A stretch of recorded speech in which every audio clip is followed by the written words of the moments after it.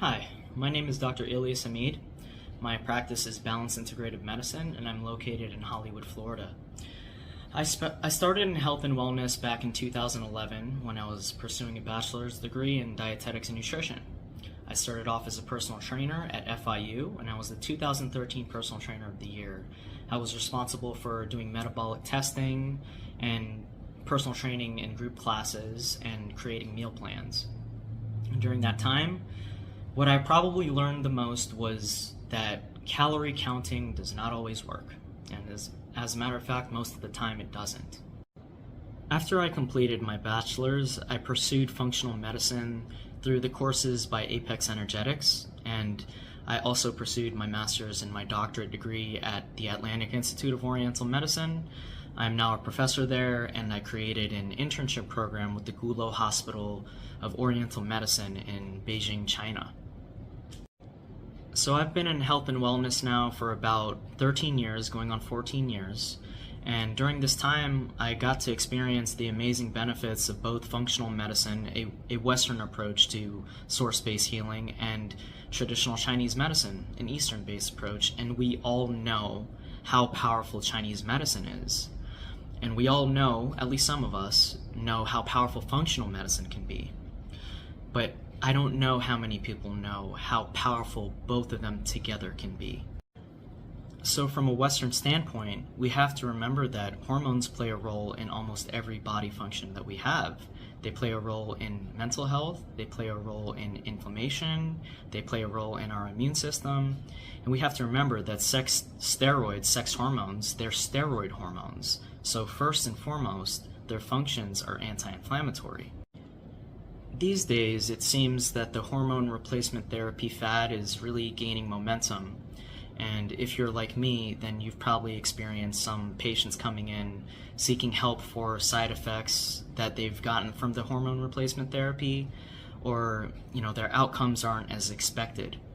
And many times for acupuncturists, we're left with an uncertainty about how to approach it.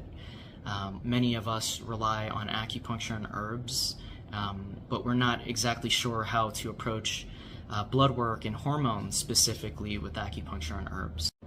And maybe many of you experience that we seem to be the last line of defense for a lot of our patients that are seeking help, and having the right tools to navigate the situation is very important. So of course, this can leave some practitioners wondering, is there a natural way to optimize sex hormone function? And yes, there is. So in my course, An Integrative Approach to Sex Hormone Decline with Functional Medicine and Traditional Chinese Medicine, we're going to learn how to interpret biomarkers associated with sex hormones, what to look for, DHEA, other inflammatory biomarkers, blood sugar imbalances, and how to assess those in terms of how they interact with our hormones. We will also learn how Chinese medicine can play a role in optimizing the hormones, and how functional medicine supplements can be helpful as well. We will be able to see cross-correlations between functional medicine and Chinese medicine in our diagnostics, and integrating the functional medicine techniques with acupuncture and herbs, we'll be able to safely manage our patients to get them to a better place. I would have to say that the efficacy rate that I've experienced in my office is between 80 to 90% with these techniques. I once had a patient who had been 3 years into menopause, and she was having insomnia and hot flashes and constipation for a very, very long time. She would wake up in the middle of the night and she would not be able to go back to sleep. So in school, we usually relate this situation to liver and kidney yin deficiency, liver yin deficiency, empty heat, kidney deficiency. But when I looked at her tongue, she had a thick, greasy tongue coating.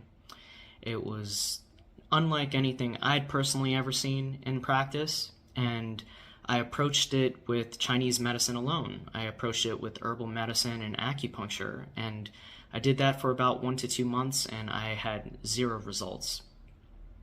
So at that point, I decided to implement some functional medicine techniques, and within 1 month of these therapies, she was basically 100% better with all of her symptoms. It is my personal philosophy that using the right tool for the right job is how we get the job done. I love Chinese medicine, as we all do. There's a fascination with it that I don't think will ever disappear for any of us. But I always remember that my patients and the suffering that they have, that comes before everything.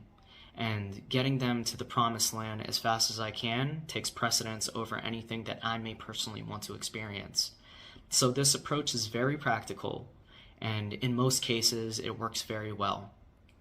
I'm looking forward to seeing you at the conference and teaching you what I know. And I hope you guys have a great summer, and I'll see you then.